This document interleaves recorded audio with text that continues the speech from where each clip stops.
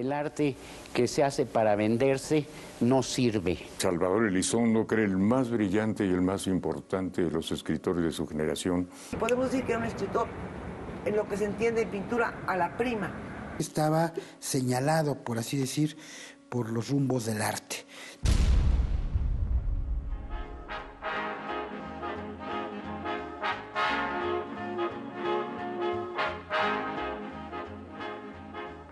Nací en 1932, en diciembre de 1932.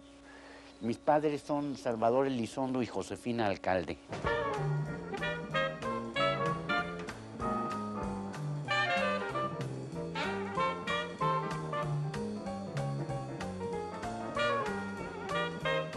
Él, por cuestiones de suerte de familia y por cuestiones de la vida, fue, fíjese usted, en 1936 a Alemania, a Berlín, durante el nazismo.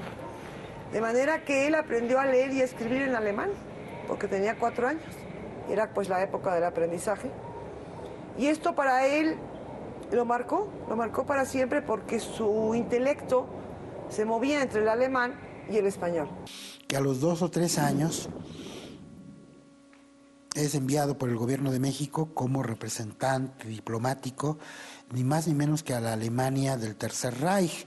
Entonces al niño que fue Salvador Elizondo le tocó de alguna manera educarse entre los 3 y los 8 años en la Alemania nazi y ver el prodigio de las construcciones del del Estadio Olímpico que levantó el arquitecto Albert Speer, y pues toda aquella coreografía del poder totalitario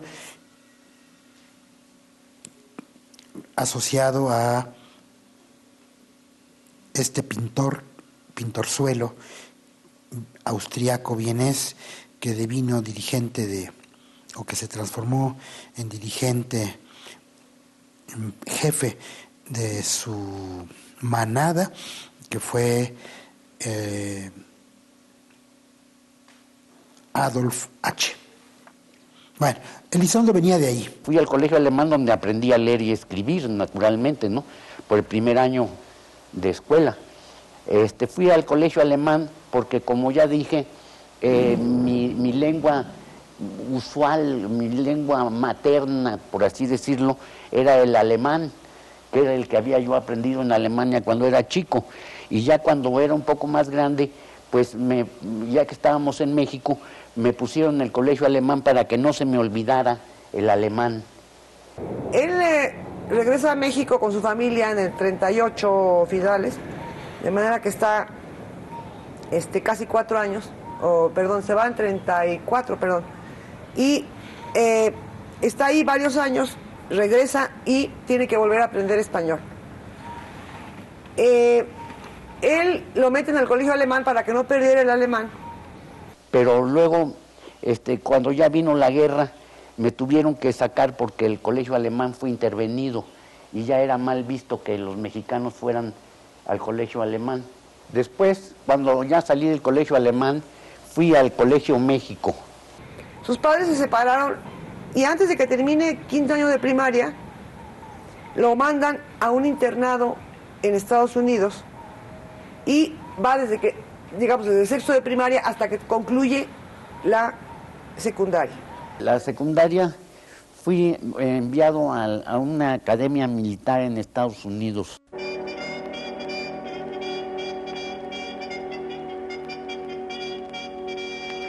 Que es aún más al escritor porque él adquiere el inglés como su segunda lengua madre.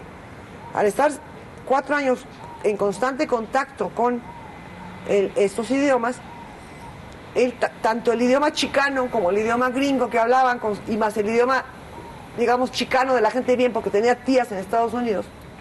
Entonces él hace, una forma de vivir extraña, porque nunca pierde sus raíces con México. Yo viví casi toda mi infancia en el interior de los estudios Plaza, donde pasaba yo mis vacaciones y pasaba todos mis ratos libres, en contacto muy estrecho con lo que puede ser el contacto de un niño de 7 años con el mundo del cine. Toda la familia Pani colabora en el gobierno, y a mis suegros le toca ser nada menos que el director de los estudios Clasa.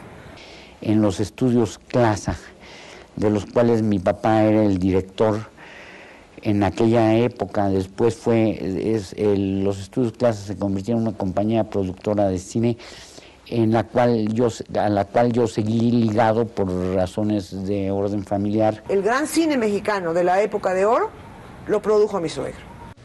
Salvador Elizondo, narrador, ensayista y traductor mexicano, es el escritor más original de su generación. Una de las figuras fundamentales de la literatura mexicana moderna. Su arte narrativo contiene una amplia gama de procedimientos, tan hipotéticos como inconclusos, que dan paso a una visión intimista, casi táctica de la realidad. Nacido en la Ciudad de México, se dio a conocer con una colección de cuentos titulada Narda o el Verano en 1964. Colaboró con las revistas Positive, Revista de la Universidad de México, Nuevo Cine, El Nacional y Vuelta, entre otras. Es el autor de una gran cantidad de escritos autobiográficos alojados en diarios. Tenía un cuaderno de día y uno de noche, y unos diarios se llaman noctuarios y otros se llaman diarios.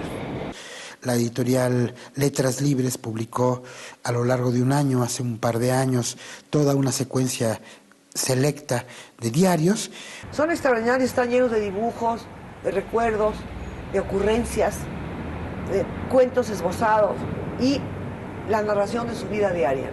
Salvador Elizondo fue un niño que nació en una cuna ilustrada y que a lo largo de su infancia, adolescencia y juventud siempre estuvo muy cerca a la literatura, pero realmente yo creo que él tomó la decisión de ser escritor, como él mismo lo dice, bastante tardíamente. Digamos, un escritor, 100% escritor. Es decir, ¿cómo puedo describir esto? Es decir, hacía artículos para el periódico, hacía ensayos, hacía novela, hacía traducciones, hacía aforismos, hacía poemas, de manera que él abarca o quiere abarcar todo aquello que es literario. Como esposa, pues procuraba que tuviera y no se le interrumpiera. Su método de trabajo era más bien pensar. Entonces tenía una alfombra que daba la vuelta, primero en el jardín, y marcaba el jardín donde daba la vuelta, pero daba vueltas y vueltas. Yo cuando lo veía dar vueltas ahí en su estudio, pues ni lo interrumpía. Teníamos un teléfono que se desconectaba para que no llegaran las llamadas a interrumpirlo. Entonces daba vueltas y vueltas y vueltas, y de pronto se sentaba y de un tirón escribía la cosa. En los diarios que se publicaron en Letras Libres, justamente aparecen unos fragmentos del diario que escribió Salvador Elizondo